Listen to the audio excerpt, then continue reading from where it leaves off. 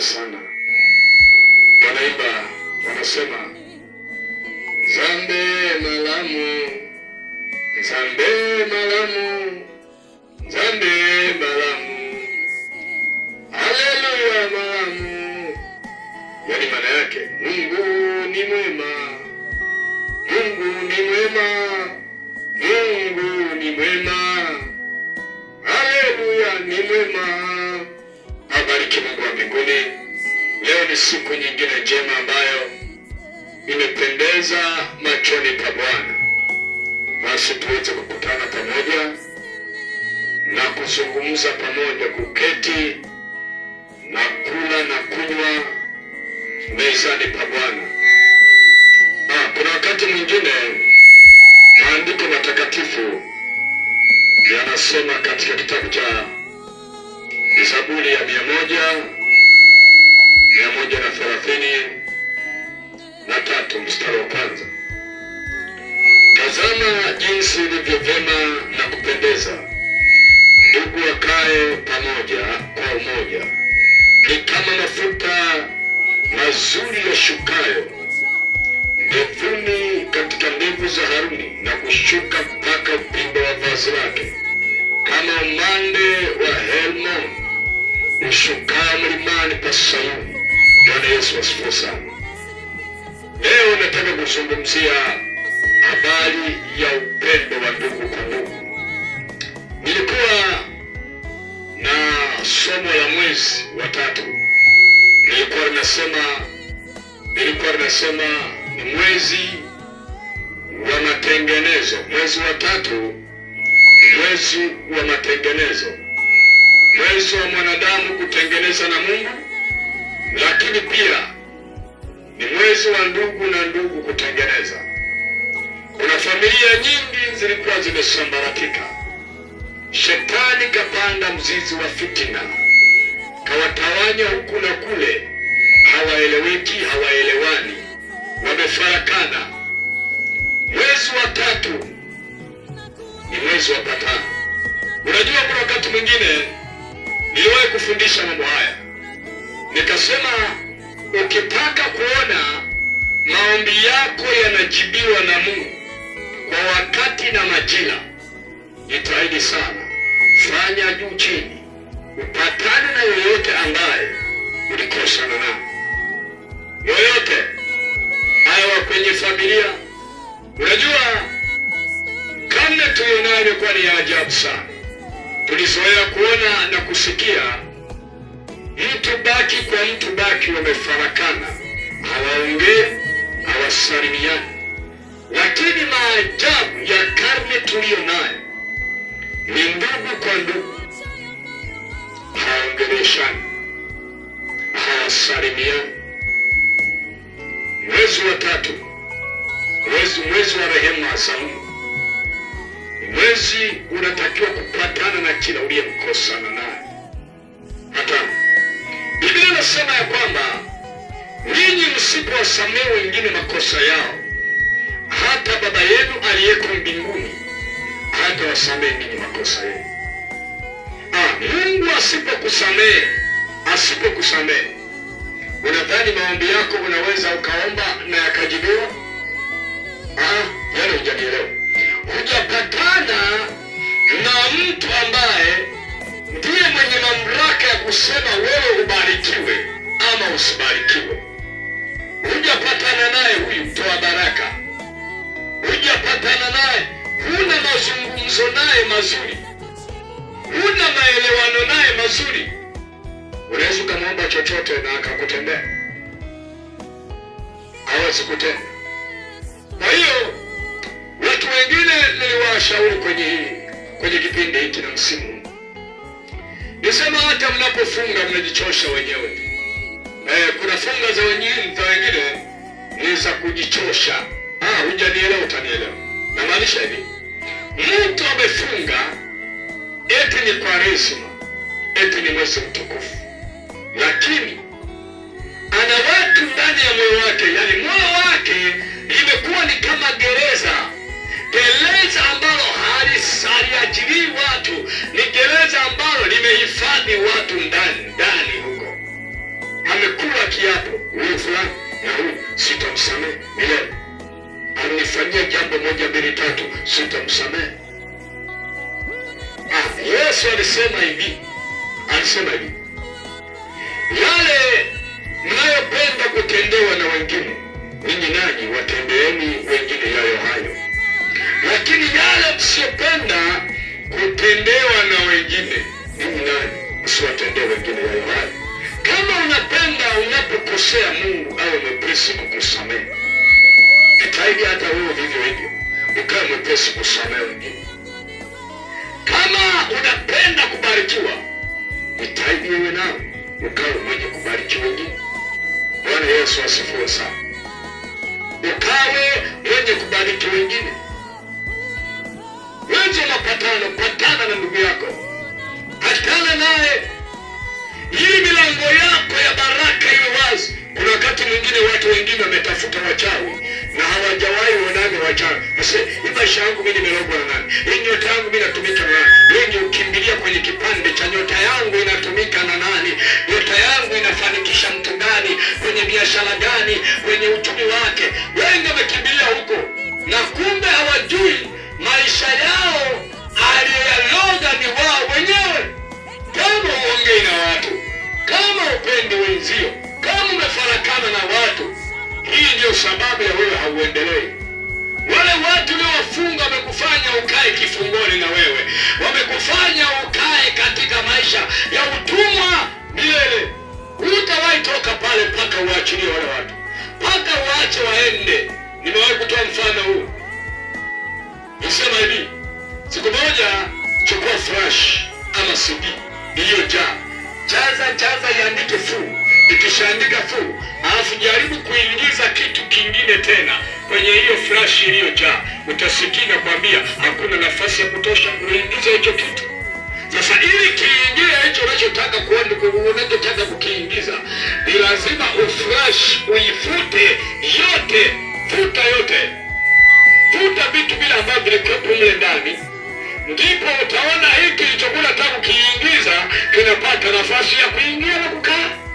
Na ndivyo ilivyo baraka ya Mungu. Baraka ya Mungu huanzia rohoni. Ndio maana utaona mtu yote anapokaribia kwenda kubarikiwa, yani dalili za kwenda kubarikiwa kwake zikianza kuonekana, huwa zinaanzia kuonekana katika roho. Kila anapolala Mungu anamsemesha kwa habari ya saa yake ya kwenda kukutana na baraka. Sasa hii baraka inapokuja inaanzia wapi? Rohoni. Sasa inapoanzia rohoni, kule rohoni ndio kuna matatizo.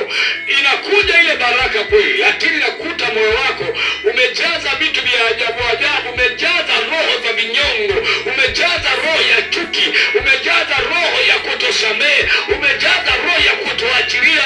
Ile baraka haiwezi ingia pale. Ule moyo umejaa matakataka, baraka inaondoka, inapitiliza, haiwezi kukaa. Inatafuta mtu mwingine ambaye roho yake ina nafasi, inaenda kuingia kwake, inaenda kukaa kwake. Kwa maisha yako, kuna wakati mwingine unaweza ukahisi ni kama umelaniwa. Unaweza ukaona ni kama umelaniwa. Unafanya vitu haviendi, ni kama umelaniwa. Unafanya vitu havisongi, ni kama kuna mtu ameshikilia nyota yako anaitumia mahali. Kumbe Ibo Rose Mwanda, unawelewa? Umejiroga mwenyewe. Umejiroga mwenyewe. Aliyekuroga hayuko. Na tena kuna watu wengine niliwahi kuambia kwamba, sawa nilipokuwa Dodoma kule, niliwaambia watu kwamba kuna wakati mwingine unaweza kutafuta mchawi usimpate. Kwa sababu wachawi wengi wameshaokoka. Wachawi wengi waliokuwa wachawi magwiji wameshamjua Mungu. Leo wachawi waliobaki ni wakuhesabu tu, wakuhesabu. Lakini kinachomloga mtu, kinachomfanya mtu asiendelee ni matendo yake mwenyewe, ni tabia zake mwenyewe, ni vile ambavyo hajajiachilia kwa Mungu. Hatuwezi kusema tunampenda Mungu na yari sisi kwa sisi tumechukiana. Pendo yetu kwa Mungu litakuwa ni pendo la unafiki. Bwana Yesu asifiwe sana. Litakuwa ni pendo la unafiki. Lazima ongelesha huyu. Wengine wamechukiana ni watu tumbo moja waongei, wengine wamechukiana, ni wa familia moja waongei, ni wa ukoo moja waongei. Huwezi fanikiwa. Maisha ya laana haya ndio yatakuwa maisha yako milele mpaka utakapoamka kwenye ule usingizi. Mpaka utakapoamka kwenye ule usingizi. Tulisoma ile juma ngapi? Tulisoma kwenye kitabu cha Kumbukumbu la Torati. Kitabu cha Kumbukumbu la Torati. Nitakisoma tena. Univumilie tu, nitakisoma tena. Kitabu cha Kumbukumbu la Torati sura 28. Kumbukumbu la Torati. Unajua neno upendo ni agizo kutoka kwa Mungu. Ni agizo kutoka kwa Mungu, na Mungu anasema mtakapoyasikiza mafundisho yake na kuyatii na kutenda sawa sawa na yale aliyowaamuru, ndipo baraka hizo zote zitakapowajilia. Ngoja uone hapa. Kumbukumbu la Torati sura ile ya 28 kama naandika mahali, kuanzia mstari wa kwanza mpaka wa 61. Mstari wa kwanza mpaka 61.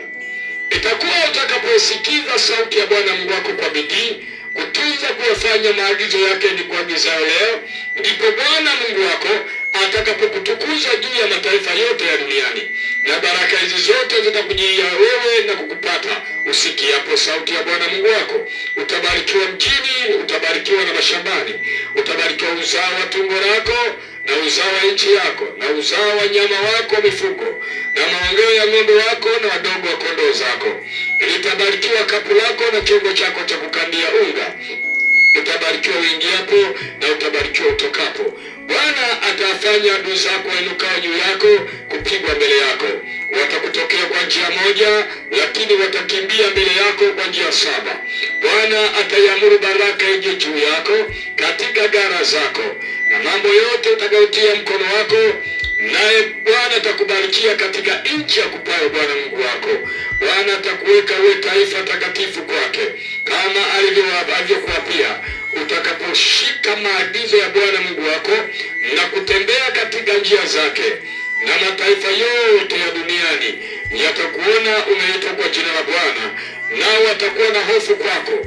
Bwana atakufanya uwe na wingi wa uheri katika uzao wa tumbo lako, na uzao wa nyama wako wa mifugo, na uzao wa nchi yako, katika nchi Bwana aliyowaapia baba zako ya kwamba atakupa. Atakufunulia Bwana hazina yake nzuri, nayo ni mbingu, kwa kutoa mvua ya nchi yako kwa wakati wake, na kwa kukubarikia kazi ya mikono yako. Nawe utakopesha mataifa mengi, wala utakopa wewe. Bwana atakufanya kuwa kichwa wala si mkia, nawe utakuwa juu tu wala huwi chini. Utakaposikiza maagizo ya Bwana Mungu wako ni kuagiza hivi leo, kuyaangalia na kuyafanya, msipokengeuka katika maneno ni waamuruyo leo, kwa lolote, kwa kwenda mkono wa kuume wala wa kushoto, kwa kufuata miungu mingine na kuitumikia. Lakini itakuwa usipotaka usikiza sauti ya Bwana Mungu wako, usiangalie kufanya maagizo yake yote na amri zake ni kuagiza hivi leo, ndipo zitakapokujilia laana hizi zote na kukupata. Utalaaniwa mjini, utalaaniwa mashambani, litalaaniwa kapu lako na chombo chako cha kukandia. Utalaaniwa uzao wa tumbo lako na uzao wa nchi yako, na maongeo ya ng'ombe wako na wadogo wa kondoo zako. Utalaaniwa uingiapo, utalaaniwa utokapo. Bwana atakuletea laana na mashaka na kukemewa katika yote utakayotia mkono wako kuyafanya, hata uangamie na kupotea kwa wepesi kwa ule uovu wa matendo yako uliyoyaacha kwayo. Sasa hizi laana zimeendelea mpaka mstari wa 61. Bwana Yesu asifiwe sana. Laana hizi zimeendelea mpaka mstari wa 61. Unaona, kuna baraka kama utashika na kutenda yale ambayo Mungu anakuamuru utende. Sasa ni yapi hayo? Moja ya hayo ambayo Mungu alikuamuru utende ni ile, pende jirani yako kama nafsi yako. Siku moja wale Mafarisayo walimuuliza Yesu, akamwambia kwenye kitabu cha Injili ya Mathayo sura 22 mstari wa 36 pale mpaka mstari wa 41. Wakamwambia, Bwana, tuambie, katika Torati ni amri ipi iliyo kuu? Yesu akawaambia, ni hii: ya kwanza, pende Bwana Mungu wako kwa moyo wako wote, kwa akili zako zote, kwa nguvu zako zote. Hii ndiyo amri iliyo kuu, tena ndiyo ya kwanza. Na ya pili yafanana nayo, nayo ni hii: mpende jirani yako kama nafsi yako. Sasa anapoongelea habari ya jirani, hamaanishi jirani tu yule mtu ambaye unakaa naye karibu. Jirani ni mtu yeyote unayemwona kwenye hii dunia. Jirani yako ni yoyote unayemwona kwenye hii dunia. Siku moja aliuliza swali kuhusu Msamaria mwema. Msamaria mwema ni mtu wa namna gani? Akaanza kufafanua. Sema mtu mmoja alikuwa kisafiri, akakutana na wanyang'anyi, wakampiga, wakamuumiza, wakamjeruhi, akazimia, akatupwa katikati ya njia. Sasa na wakachukua vitu vyake vyote. Alafu akaja kuhani mmoja, akamuona, akapita pembeni, asimsogelee. Akaja pia mtu mwingine tena, na akafanya vile vile, akapita pembeni, asimsogelee. Akaja mwingine tena, watu wakubwa wa dini na heshima zao, watu wa serikalini, wakapita pembeni, wasimsogelee wala kumuulizia wala kumwangalia wala kumfuta hata mchanga kwenye jeraha zake. Lakini akaja mtu mmoja Samaria. Samaria sio jina. Samaria ni mtu anayetenda matendo mema. Huyu ni Msamaria. Bwana Yesu asifiwe sana. Akaja yule mtu, akamuona mtu yule yuko katika hali ya kuzimia, hali ya kupoteza fahamu, hali ya kuumizwa na majeraha mengi. Akamshika, akamosha, akamtoa yale maudongo kwenye mchanga kwenye vidonda vyake, akambeba juu ya punda wake, akampeleka mpaka kwenye nyumba ya wageni. Nyumba za zamani za kulala wageni zilikuwa zinatoa hata huduma za kugusa wagonjwa. Akaenda pale, akamwambia yule mhudumu, naomba mhudumie mtu huyo. Siku nikirudi safari yangu nitalipia gharama zote. Asema huyu ndio Msamaria mwema. Sasa hii ndio maana ya Mungu kututaka tuwe na umoja. Kwa nini? Kwa sababu hujui kesho yako. Kwa nini Mungu anataka tupendane sisi kwa sisi? Kwa nini? Ni kwa sababu hii, hakuna mtu anayejua baadaye yake itakuwaje. Hakuna anayejua risali moja baada ya hii nini kitatokea. Hakuna anayefahamu. Hata uwe tajiri kiasi gani. Neno hili ni kuonyeni watu wote. Hata uwe tajiri kiasi gani, kuna wakati ambao unaweza ukapitia kwenye mambo ambayo hayatahitaji utajiri wako ukusaidie. Yatahitaji nguvu za watu, yatahitaji umoja wa watu, yatahitaji msaada kutoka hata kwa masikini asiyekuwa na kitu. Utakuwa mgeni wa nani? Mungu anapotaka kwamba kutukusanya na kutuweka pamoja, tuwe na upendo wa sisi kwa sisi. Na maana hii kwamba kuna wakati tunaweza tukapatwa na mabaya. Unanielewa? Unatembea huko, wewe ni tajiri, una pesa ndio, una magari ndio, una kila kitu ndio, unatembea huko na kule, mara pap, unadondoka katikati ya watu, unazima, unapoteza fahamu. Hakuna mtu anayejua serial namba yako ya benki. Hakuna mtu anayejua serial namba yako ya akaunti ya M-Pesa. Useme ataenda kwenye akaunti yako, atadraw pesa, akupeleke hospitali. Wale waliokuwa wazalau, wale waliokuwa wachukulia kawaida, wale waliokuwa wataabisha, wale ambao uliwafanyia mabaya, ndio watakaochanga 200 zao na kukupeleka mahali. Huenda hata gari lako naweza lisitumike kukupeleka mahali pa huduma ya afya.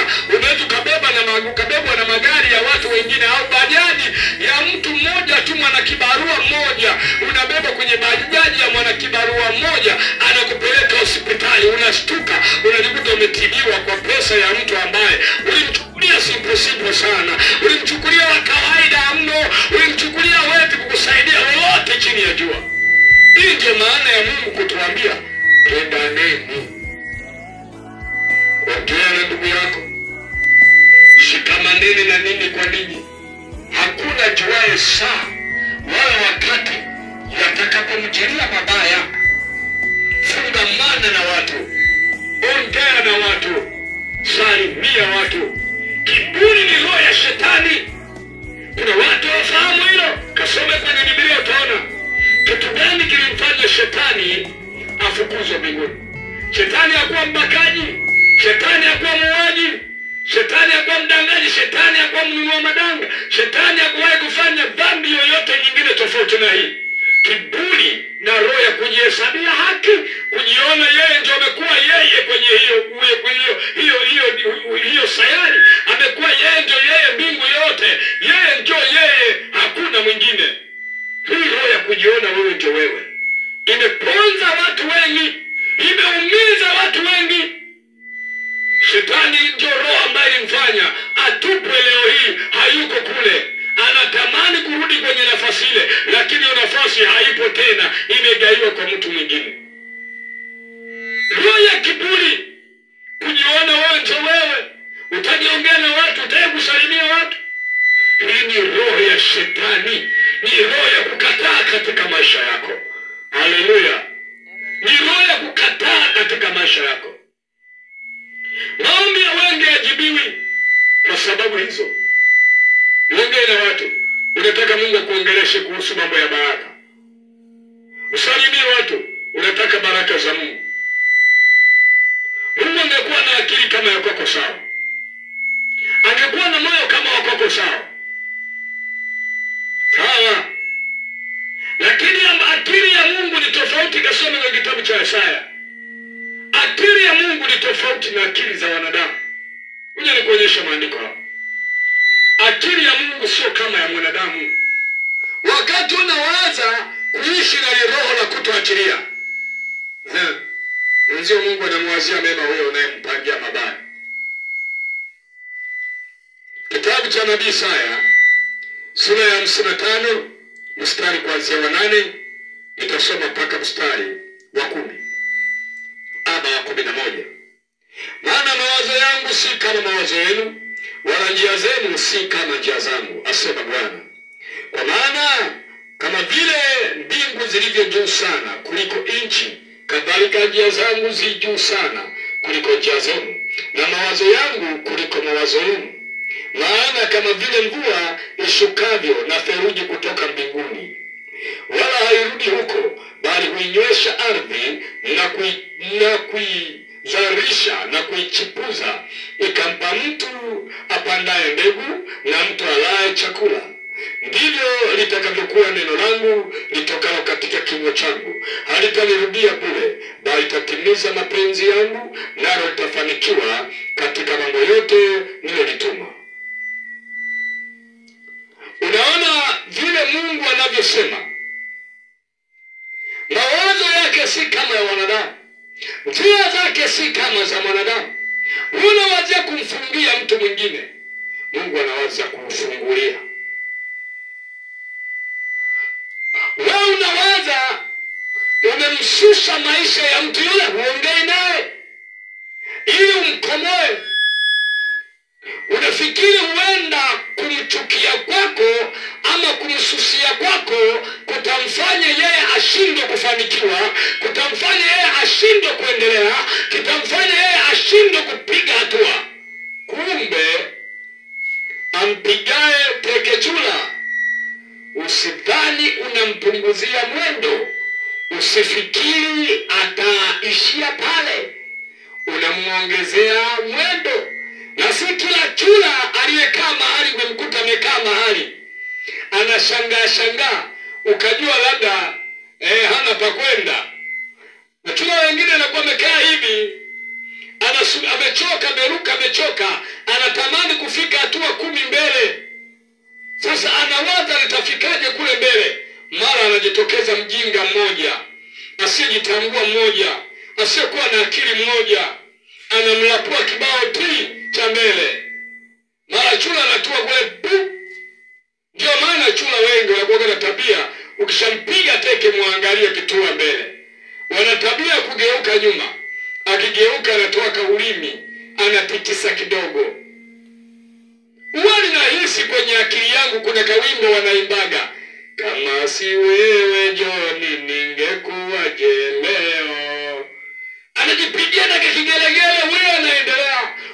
ungenisaidia safari yangu nisingefika hapa, kwa nguvu zangu nisingelifika hapa, lakini umejichanganya. Umedhani unanisukuma, kumbe unaniongezea mwendo. Umedhani unanikomoa, kumbe unanisukuma nifike haraka kwa wepesi mahali ambapo nilikuwa nataka kufika. Haleluya, glory. Sasa usiwe mshamba kupitiliza. Unapomchukia mtu haimaanishi atashindwa kufanikiwa, haimaanishi atashindwa kupiga hatua, haimaanishi atabaki maskini. Kumchukia kwako kunamfanya Mungu afanye haraka kumbariki yule mtu, kunamfanya Mungu aongeze spidi, asukume ile baraka imfikie kwa wakati. Na ndio maana kwenye hii dunia ukifanya research hii nayo kwambia leo, utakuja ugundue watu wengi wanaoongoza kwa kuwa na maadui wengi duniani ndio matajiri wakubwa. Bwana Yesu asifiwe sana. Watu wanaonenewa vibaya sana kwenye hii dunia, watu wanaosema kwa mabaya sana kwenye hii dunia ndio wanaoongoza kwa kuwa na vitu vingi sana duniani, kwa kuwa matajiri wengi sana duniani. Ukiona wewe bado hujafanikiwa, elewa bado una kundi dogo la maadui. Elewa bado una watu wachache ambao wanakuzungumzia kwa mabaya. Bado una watu wachache. Right, kama ungekuwa na maadui wengi, nataka nikwambie ungekuwa ni mtu hatari sana. Ungekuwa ni bilionea leo, ungekuwa na magari yako leo, ungekuwa na majumba yako leo. Ukiona maadui wanaongezeka kwako na mali wao zinaongezeka, ukiona watesi wanazidi upande wako na utajiri unazidi kuongezeka, lakini ukiona maadui wanapungua, una nyota ya umaskini brother. Maisha yako utawaipiga hatua. Namshangaa mtu ambaye anaingia kwenye maombi leo anafunga, Mungu huwa marafiki wote, maadui wote, huwa maadui wote, chinja maadui wote, angamiza maadui wote, chinja. Umesahau yule mwimbaji aliimba nini? Ombea adui yako aishi siku nyingi, ili unapofanikiwa ajione kwa macho, kabla haja kabisa afe, kabla hajaona baraka ambazo Mungu ameweka mbele yako. Bwana Yesu asifiwe sana. Subiri mpaka Mungu aandae meza mbele ya watesi wako. Wacha kuhangaika. Mungu ni ahadi yake ya kweli, amesema ataandaa meza mbele ya watesi wako. Meza haiandaliwagi na hawaweki kitu waandaaji. Wanapoandaa meza watu, manake kuna kitu kizuri kinaenda kutengwa pale. Kama ni chakula kinawekwa pale. Wengine huandaa meza wanaenda kuhesabu pesa. Nataka nikwambie hivi, subiri mpaka saa ifike Mungu akuandalie meza. Usiwaue hao, usiwaombee mauti, usiwaombee magonjwa ambayo yatawaua. Waombee maisha marefu, waombee waishi maisha marefu, ili washuhudie kwamba Mungu wako yeye si wa jinsia ya kike. Mungu wako yeye si wa kushindwa. Mungu wako yeye si kama mwanadamu, na akili zake si kama za wanadamu. Waombee waishi maisha marefu. Hao wanaokunenea laana, hao wanaokunenea mabaya, omba waishi maisha marefu. Wakati wa Mungu ufike katika maisha yako, ili Mungu akuinue mbele ya macho yao. Haleluya. Amen. Bwana Yesu asifiwe. Bwana Yesu asifiwe sana. Amen. Bwana Yesu asifiwe.